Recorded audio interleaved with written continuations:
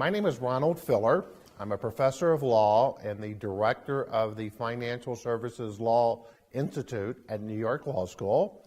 At the law school, I teach a number of courses involving derivatives, capital markets, and the Dodd-Frank Act.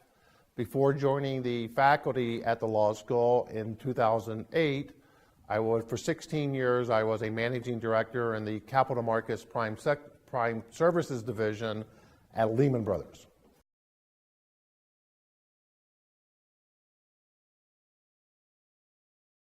There are two main parts to Dodd-Frank dealing with swaps. There are many others. One is what we call a clearing mandate. If you want to engage in a swap transaction, you must clear that swap on an exchange.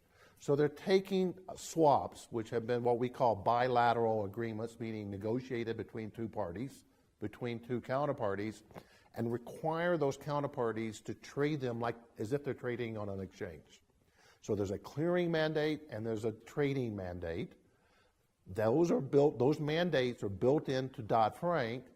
Other countries are considering to what extent they should have a clearing mandate, to what extent they should have a trading mandate. They're a little bit further behind the United States, but I think by 2014, maybe 2015, you're going to see some more commonality. The issue, though, is, are we creating what I call a regulatory gap? In the United States, we're going to be ready to go sometime later this year. The rest of the world, maybe Europe is 2014. Some of the other countries around the world might be 2015. That gap of 1 to 2 years, is that harmful to the business? How much is that going to impact the ability of this product to be traded? And who is allowed to play that game is still not yet been determined.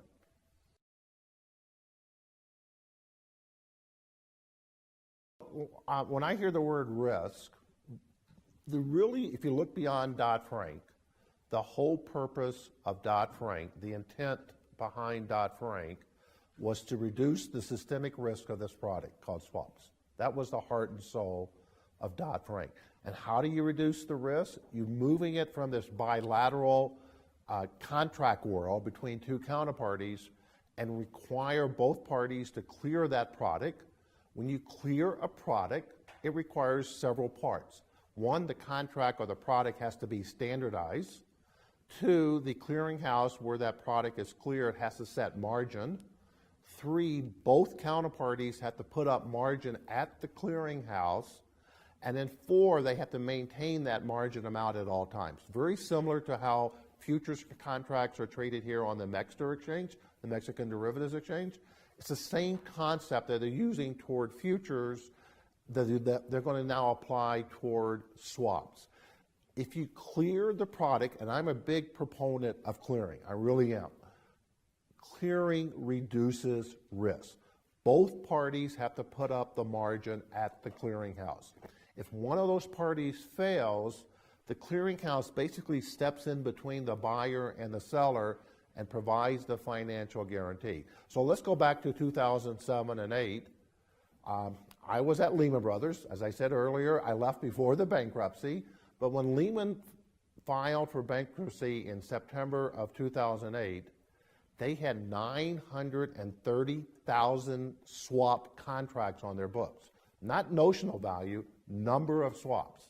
That meant 930,000 counterparties to those swaps. Those swaps failed between those two parties.